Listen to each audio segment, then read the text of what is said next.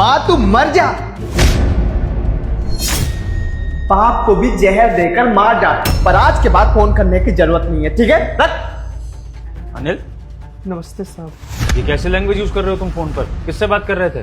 वो अपने घर पर बात कर रहे थे। मतलब तुम अपनी माँ से इस तरह से बात कर रहे थे, उनको मरने के लिए बोल रहे थे, हाँ? और अपने बाप को तुम क्या कह रहे थे कि जहर दे दो?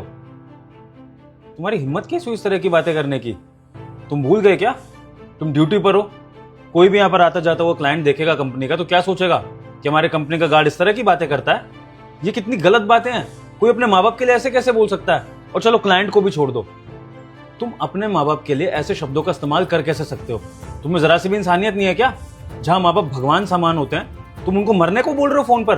साहब फोन पर क्या बोलना, अगर पास रहता तो अपने हाथों से गला घोट देता दोनों का। Anil, behave yourself. किस तरह की बातें कर रहे हो तुम जिस तरह से बकवास कर रहे हो ना अपने माँ बाप के लिए, तुम मुझे नॉर्मल इंसान नहीं लग रहे हो, कोई राक्षस लग रहे हो। भला कोई भी इंसान अपने माँ बाप के लिए ऐसा कैसे बोल सकता है? कहीं ऐसा तो नहीं कि मैंने किसी गलत इंसान को गार्ड की नौकरी पर रख लिया है?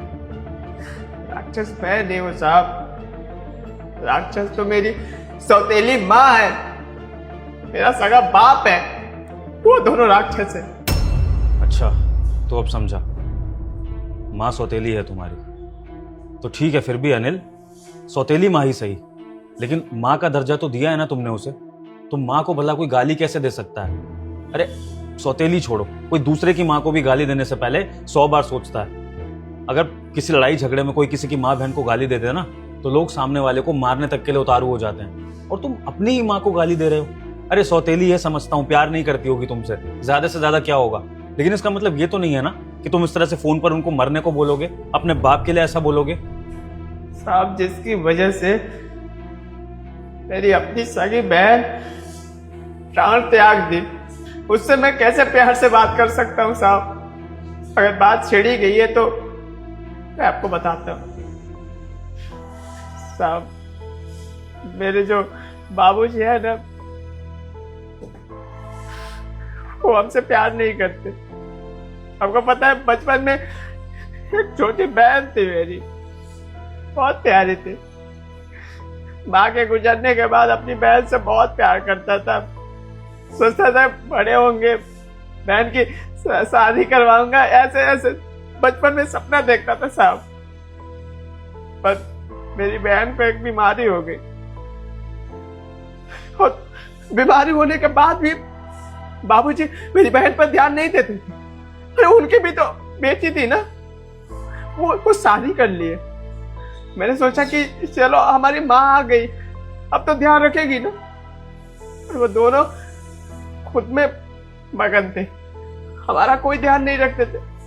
मैं छोटा था लेकिन बाबूजी के पास जाता था, बाबूजी बहन की तबीयत खराब है, दवाई ला दीजिए, भगा देते थे, बोलते थे चल निकल, दवाई खाएगी, मर जाएगी तो ठीक रहेगा। और उस मनहूस की बात सही निकली साहब।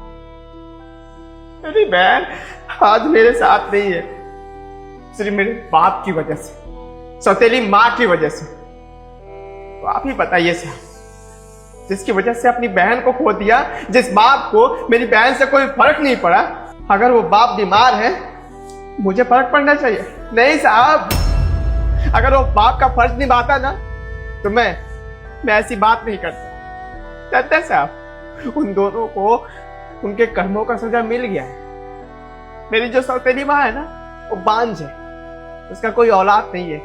और मेरा वो बूढ़ा बाप बीमार है, पड़ा हुआ है, रोज फोन करता है, बेटा दवाई लेनी है, पैसे भेज दे।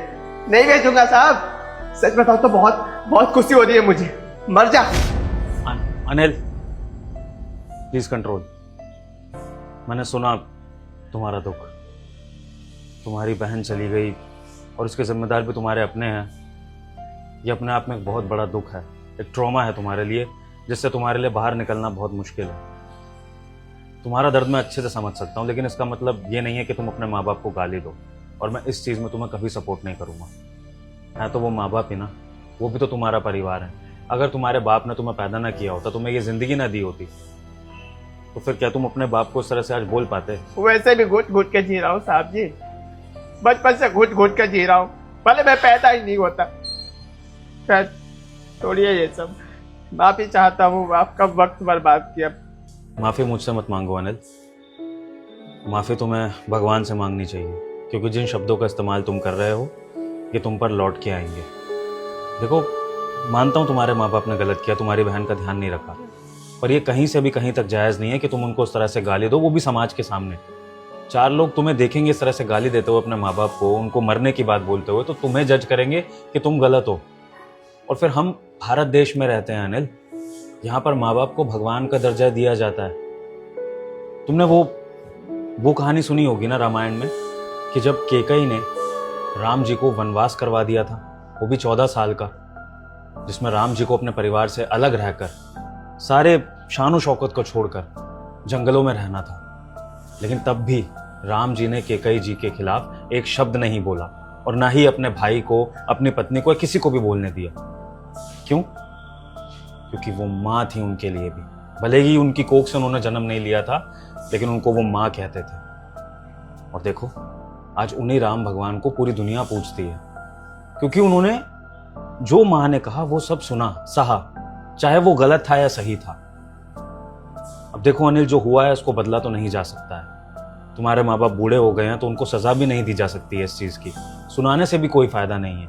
और तुम्ही ने अभी ये बात बोली ना कि दोनों तुम्हारे माँ बाप अपने कर्मों का फल भुगत रहे हैं, माँ तुम्हारी बांझ है, पिता तुम्हारे बीमार रहने लगे हैं, तो फिर जब भगवान ने उनको उनके कर्मों का फल दे दिया है, तो तुम उनको उल्टा सीधा बोलकर क्यों पाप कमा रहे हो? उनकी बद्दुआं क्यों ले रहे हो? हो सकता है कि उन्होंने जो भी किया हो पास्ट में, आज उन्हें अपनी गलती का एहसास हो रहा हो, वो बिस्तर पर बैठे बैठे ये बात सोचते रहते हो कि उन्होंने बहुत गलत किया, उन्हें पछतावा भी होता हो। लेकिन उन्हें माफ करना तुम्हारा काम है, उनकी सेवा करना तुम्हारा काम है। तुम भले उनसे नाराज रह लो, उनसे सीधे मुंह बात मत करो, लेकिन उन्हें अपशब्द बोलना, उन्हें मरने के लिए कहना, गाली देना, ये सब बिल्कुल मत करो, क्योंकि ऐसा कहकर तुम बेटे और माँ बाप के रिश्ते पर लांछन लगा रहे हो। और मेरी बात ध्यान से सुनना, आंख के बदले आंख, पूरी दुनिया अंधी हो जाएगी। अगर कोई हमारे साथ बुरा करता है तो उसका मतलब ये नहीं है कि हम भी उसका बदला लें, उसके साथ बुरा करें। अगर सह सकते हो तो सह लो और आगे बढ़ो, तुम बुरे मत बनो। तुम्हारे माँ बाप को गाली देने का कारण तुम्हारे लिए सही होगा, लेकिन जब दुनिया इसको जिस नजरिए से देखेगी ना, उसमें तुम उनके लिए बुरे इंसान लगोगे। आज अगर मेरी जगह कोई और होता, तुम्हारा बॉस, तो वो तुम्हें नौकरी से निकाल सकता था। फिर तुम क्या करते? तुम्हारी नौकरी जाती तो तुम 2 वक्त की रोटी भी नहीं खा पाते। तो ऐसा मत करो अनिल, ऐसा मत करो। अपने माँ बाप की बद्दुआ मत लो, उनकी दुआएं लो। उन्होंने जो किया वो उनके साथ है, तुम जो कर रहे हो वो तुम्हारे साथ जाएगा। और अभी देखो, तुम जवान हो, तुम्हें जिंदगी में आगे शादी भी करनी है, बच्चे भी करने हैं। अगर तुम ही ये नींव रखोगे अपने माँ बाप को गाली देने की, तो हो सकता है कि कल को तुम्हारे बच्चे हो तो तुम्हें भी गाली दें। तो ये रीत तो ऐसी चलती रहेगी ना। तो इसलिए इसको खत्म करो, भूल जाओ जो तुम्हारे माँ बाप ने किया था, और उनको माफ करके उनकी सेवा करो और आगे बढ़ो। जी साहब जी, आपने सही बोला कि जो करेंगे वो लौट कर आएगा ही। जैसे मेरे माँ बाप किए, उनको उनके कर्मों का सजा मिल रहा है। अगर मैं भी करूँगा ऐसा तो मुझे भी मिलेगा। तो मैं भगवान के नजर में बुरा नहीं बनना चाहता, मैं अच्छा बेटा ही बन कर रहूँगा। बहुत बहुत शुक्रिया साहब जी बताने के लिए और सही रास्ता दिखाने के लिए। देखो अनिल, आज घर जाके शांति से अपने माँ बाप को प्रणाम करना, उनके पैर छूना, चाहो तो सामने से, चाहो तो मन में उनसे माफ़ी मांगना, जो भी तुमने उनके लिए गलत सोचा, उनको गलत बोला। और उसके बाद उनकी देख रेख अच्छे से करना। तुम्हें कुछ एक्स्ट्रा पैसों की ज़रूरत हो अपने पापा के इलाज के लिए, मुझे बता देना, मैं पैसे ट्रांसफ़र कर दूंगा। ठीक है जी। और उम्मीद करता हूँ कि आज के बाद मैं तुम्हें तुम्हारे माँ बाप को कोसते हुए कभी नहीं देखूंगा। ऐसी गलती नहीं करूँगा साहब। ठीक है, काम करो।